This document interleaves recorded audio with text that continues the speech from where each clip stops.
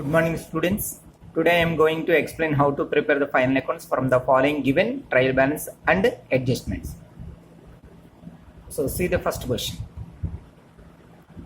Prepare final accounts of Mr. Satya for the year ended 31st March 2021. So debit balance and rupees, credit balance and rupees, it is called as a trial balance. So debit balances. So purchase 2 lakhs trading account debit machinery asset balance షీట్లో asset side returns debit side ఇచ్చిన రిటర్న్స్ని sales రిటర్న్స్గా treat చేయాలి. Trial బ్యాలెన్స్లో credit side డెబిట్లో ఇచ్చిన trial బ్యాలెన్స్లో debit side ఇచ్చిన రిటర్న్స్ని సేల్స్ రిటర్న్స్గా ట్రీట్ చేయాలి. ట్రేడింగ్ అకౌంట్ క్రెడిట్ సైడ్ సేల్స్లో నుంచి మైనస్ చేయాలి. Debtors asset side cash at bank asset opening stock trading account debit side rent and taxes profit and loss account debit side wages trading account debit side furniture balance షీట్లో asset side salaries indirect expenditure P&L అకౌంట్లో debit side freight direct expenses trading అకౌంట్లో debit side. Next sale credit బ్యాలెన్సెస్లో ఉన్నవి sales income trading account credit side capital liability side balance షీట్లో liability side returns క్రెడిట్లో ఇచ్చిన రిటర్న్స్ని purchase రిటర్న్స్గా treat చేయాలి. ట్రేడింగ్ అకౌంట్లో డెబిట్ సైడ్ పర్చేస్ నుంచి మైనస్ చేయాలి. క్రెడిటార్స్ బ్యాలెన్స్ షీట్లో liability side reserve for bad debts trial బ్యాలెన్స్లో క్రెడిట్ సైడ్ ఇచ్చిన reserve for bad debts are provision for bad and doubtful డెప్స్ని ఇండైరెక్ట్ ఇన్కమ్గా ట్రీట్ చేయాలి. ప్రాఫిట్ అండ్ లాస్ అకౌంట్లో క్రెడిట్ సైడ్ రికార్డ్ చేయాలి. ఓన్లీ సింగిల్ టైమే record అవుతుంది, మళ్ళీ రిపీట్ అవ్వదు. నెక్స్ట్ అడ్జస్ట్మెంట్లు ఇచ్చిన ప్రతి ఐటమ్ 2 times రికార్డ్ అవ్వాలి. సో క్లోజింగ్ స్టాక్ ట్రేడింగ్ అకౌంట్లో క్రెడిట్ సైడ్ అండ్ బ్యాలెన్స్ షీట్లో asset side outstanding salaries అంటే చెల్లించవలసిన జీతాలు మన దగ్గర అమౌంట్ అవైలబుల్ లేక కొంత ఎంప్లాయీస్కి పే చేయాల్సిన శాలరీస్ కొన్ని పెండింగ్ పెట్టామన్నమాట. సో అన్పెయిడ్ శాలరీస్ అనున్నా ఎరీర్స్ ఆఫ్ శాలరీస్ అనున్నా శాలరీస్ పేయబుల్ అనున్నా అవుట్ స్టాండింగ్ శాలరీస్ అనున్నా salaries yet to be paid ఉన్నా చెల్లించవలసిన జీతాలు ఇంకా పే చేయలేదు అంటే రిలేటెడ్ టు కరెంట్ ఇయర్కి సంబంధించిందే but amount is not available. So pending ఉంచాము. ఈ ఎక్స్పెండిచర్ P&L అకౌంట్లో డెబిట్ సైడ్ శాలరీస్కి యాడ్ చేయాలి అండ్ సెకండ్ టైం బ్యాలెన్స్ షీట్లో లైబిలిటీ సైడ్. నెక్స్ట్ అడ్జస్ట్మెంట్లు ఇచ్చిన బ్యాడ్ డెట్స్ P&L అకౌంట్లో డెబిట్ సైడ్ ఒకసారి అండ్ బ్యాలెన్స్ షీట్లో అసెట్ సైడ్ డెటార్స్ నుంచి మైనస్ చేయాలి and create reserve for bad debts at 3%. Question trial బ్యాలెన్స్లో మనకి ఇచ్చిన డెటార్స్లో నుంచి ఫస్ట్ అడ్జస్ట్మెంట్లో ఇచ్చిన డెటార్స్ బ్యాడ్ డెట్స్ 2000 మైనస్ చేసిన తర్వాత వచ్చిన బ్యాలెన్స్ మీద reserve for bad debts 3% apply చేయాలి. ఆ 3% అప్లై చేసిన వచ్చిన అమౌంట్ ప్రాఫిట్ అండ్ లాస్ అకౌంట్లో డెబిట్లో ఒకసారి అండ్ బ్యాలెన్స్ షీట్లో డెటార్స్లో నుంచి మైనస్ చేయాలి. అంటే బ్యాలెన్స్ షీట్లో అసెట్ సైడ్ డెటార్స్లో నుంచి అడ్జస్ట్మెంట్లో ఇచ్చిన బ్యాడ్ డెట్స్ అడ్జస్ట్మెంట్లో ఇచ్చిన reserve for bad debts minus చేయాలి. And depreciation on machinery it is a non cash expenditure indirect expenditure P&L అకౌంట్లో డెబిట్లో ఒకసారి అండ్ బ్యాలెన్స్ షీట్లో అసెట్ సైడ్ మెషినరీలోంచి మైనస్ చేయాలి. Interest and capital it is treated as a financial charges and indirect expenses P&L అకౌంట్లో డెబిట్లో ఒకసారి and balance షీట్లో లైబిలిటీ సైడ్ క్యాపిటల్కి ఇంట్రెస్ట్ అండ్ క్యాపిటల్ యాడ్ చేసిన తర్వాతనే net profit or net loss అనే అడ్జస్ట్మెంట్ చేయండి. Next answer trading and profit and loss account of mister Satya for the year ended 31st March 2021. So left hand side debit side right hand side credit side particulars inner column రూపీస్కి inner column outer column తీసుకున్నాం. అలానే credit side particulars rupees inner column outer column. So opening stock debit side outer column no adjustment. Purchase inner column trial బ్యాలెన్స్లో credit side ఇచ్చిన రిటర్న్స్ని purchase రిటర్న్స్గా treat చేయాలి. So purchase నుంచి minus చేయాలి. Balance outer column తీసుకున్నాం 1,97,497. Next wages no adjustment outer column freight no adjustment outer column.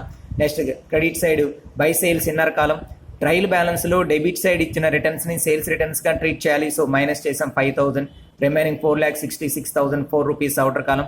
And adjustment ఇచ్చిన closing stock 2 times record చేయాలి. ట్రేడింగ్ అకౌంట్లో క్రెడిట్ సైడ్ ఒకసారి రికార్డ్ చేస్తాం, మళ్ళీ సెకండ్ టైం బ్యాలెన్స్ షీట్లో అసెట్ సైడ్ రికార్డ్ చేస్తాం. సో ట్రేడింగ్ అకౌంట్లో వచ్చే ఐటమ్స్ కంప్లీట్ అయిపోయినాయి. టోటల్ క్రెడిట్ సైడ్ హైయెస్ట్ ఉంది, టోటల్ చేసాము 5,22,004. నెక్స్ట్ డెబిట్లో ఉన్న 4 items యొక్క టోటల్ చేసి దాంట్లో నుంచి క్రెడిట్ సైడ్ వచ్చిన హైయెస్ట్ అమౌంట్ 5,22,004 నుంచి మైనస్ చేస్తే మనకి గ్రాస్ ప్రాఫిట్ వస్తుంది. అంటే trading account credit side incomes debit side credit side direct incomes debit side direct expenses. So direct income ఉంది, ఆ ఇన్కమ్ నుంచి డెబిట్లో ఉన్న డైరెక్ట్ ఎక్స్పెన్సెస్ టోటల్ మైనస్ చేస్తే మనకి balance gross profit carry down రాసాము. దాన్ని ఇక ట్రేడింగ్ అకౌంట్ కంప్లీట్ అయిపోయింది. ఈ టోటల్స్ వరకు ఫస్ట్ టోటల్స్ వరకు ఇక P&L అకౌంట్ కంప్లీట్ చేసి ఎందుకంటే ట్రేడింగ్ P&L అకౌంట్ మనం ఒకే టేబుల్లో చేస్తున్నాం కాబట్టి ట్రేడింగ్ అకౌంట్ కంప్లీట్ అయింది. గ్రాస్ ప్రాఫిట్ని ప్రాఫిట్ అండ్ లాస్ అకౌంట్లోకి ట్రాన్స్ఫర్ చేయాలి. By gross profit brought down అని తీసుకున్నాం 2,28,800. Next rent and taxes 4,800 adjustment outer column. Salaries inner column 47,000. Outstanding అని ఉన్నా ఎరియర్స్ అని ఉన్నా అన్పెయిడ్ ఉన్నా పేయబుల్ ఉన్నా ఎట్ టు బి పెయిడ్ ఉన్నా సరే చెల్లించవలసిన అని, ఇంకా పెండింగ్ పే చేయవలసినవి అని, ఇంకా పే చేయలేదు మన దగ్గర అమౌంట్ లేక. So out standing salaries add చేయాలి. అవుటర్ కాలం 53,000 తీసుకున్నాం. టు బ్యాడ్ డెట్స్ అడ్జస్ట్మెంట్లో ఇచ్చింది, అందుకని బ్రాకెట్లో ఏడీజీ అని పెట్టాను. నెక్స్ట్ క్రెడిట్ సైడ్, ట్రయల్ బ్యాలెన్స్లో క్రెడిట్ సైడ్ ఇచ్చిన రిజర్వ్ ఫర్ బ్యాడ్ డెట్స్ని మనం ప్రాఫిట్ అండ్ లాస్ అకౌంట్లో క్రెడిట్ సైడ్ తీసుకున్నాం. ఒక సింగిల్ టైం వస్తుంది. ట్రయల్ బ్యాలెన్స్లో రికార్డ్ అయిన ఏ ఐటమ్ అయినా సరే ట్రేడింగ్ పిఎన్ఎల్ అకౌంట్ బ్యాలెన్స్ షీట్లో ఎక్కడ రికార్డ్ చేసినా ఓన్లీ సింగిల్ టైమే రికార్డ్ అవ్వాలి. సో ట్రయల్ బ్యాలెన్స్లో క్రెడిట్ సైడ్ ఇచ్చిన reserve for bad debts PNL అకౌంట్లో క్రెడిట్ సైడ్ తీసుకున్నాం. ఇక ట్రాన్సాక్షన్ ఫుల్గా కంప్లీట్ ఇది ఎక్కడ మళ్ళీ రిపీట్ అవ్వదు. నెక్స్ట్ అడ్జస్ట్మెంట్లో ఇచ్చిన reserve for bad debts, adjustment ఇచ్చిన డెబిట్ సైడ్ తీసుకున్నాం. ఫస్ట్ డెటార్స్లో నుంచి 92,000 డెటార్స్, దాంట్లో నుంచి అడ్జస్ట్మెంట్లో ఇచ్చిన బ్యాడ్ డెట్స్ మైనస్ చేసిన తర్వాత వచ్చిన బ్యాలెన్స్ మీద 3% అప్లై చేయాలంటే 92,000 మైనస్ అడ్జస్ట్మెంట్లో ఇచ్చిన బ్యాడ్ డెట్స్ 2,000 మైనస్ చేసి రిమైనింగ్ బ్యాలెన్స్ 90,000 ఇంటూ 3% చేస్తే 2,700 రిజర్వ్ ఫర్ బ్యాడ్ డెట్స్ అడ్జస్ట్మెంట్లో ఇచ్చిన దానికి. Next depreciation on machinery, it is a non cash expenditure, debit side 90,000 5%, 4,500 తీసుకున్నాం. Interest and capital, it is a financial charges and indirect expenses, profit and loss అకౌంట్లో debit side. Capital trial బ్యాలెన్స్లో credit side ఇచ్చిన capital మీద 45,000 5% apply చేస్తే 2,250 వచ్చింది. Next PNL అకౌంట్లో credit side highest ఉంది, gross ప్రాఫిట్తో కలిపి తీసుకోండి 2,29,800. దాంట్లో నుంచి డెబిట్లో ఉన్న 6 ఐటమ్స్ టోటల్ చేసుకొని, అంటే ఇండైరెక్ట్ ఎక్స్పెన్సెస్ అనమాట, రెంట్ అండ్ ట్యాక్సెస్ నుంచి లాస్ట్ డెబిట్లో ఉన్న ఇంట్రెస్ట్ ఆన్ క్యాపిటల్ వరకు టోటల్గా ఈ 6 ఐటమ్స్ని యాడ్ చేస్తే టోటల్ ఇండైరెక్ట్ ఎక్స్పెన్సెస్ మనకి క్రెడిట్ సైడ్ హైయెస్ట్ ఉంది. దాంట్లో నుంచి మైనస్ చేసుకుంటే మనకి నెట్ ప్రాఫిట్ వచ్చింది 1,60,550. ఇది క్యాపిటల్ అకౌంట్కి ట్రాన్స్ఫర్ చేయాలి, transfer to capital account. So trading PNL account ఫుల్గా కంప్లీట్ అయింది. Next balance sheet, position statement. Balance sheet is also called as a position statement. So balance sheet trading PNL అకౌంట్కి అయితే trading and profit and loss అకౌంట్కి అయితే for the year ending వాడాలి. Balance షీట్కి అయితే as on అని వాడాలి.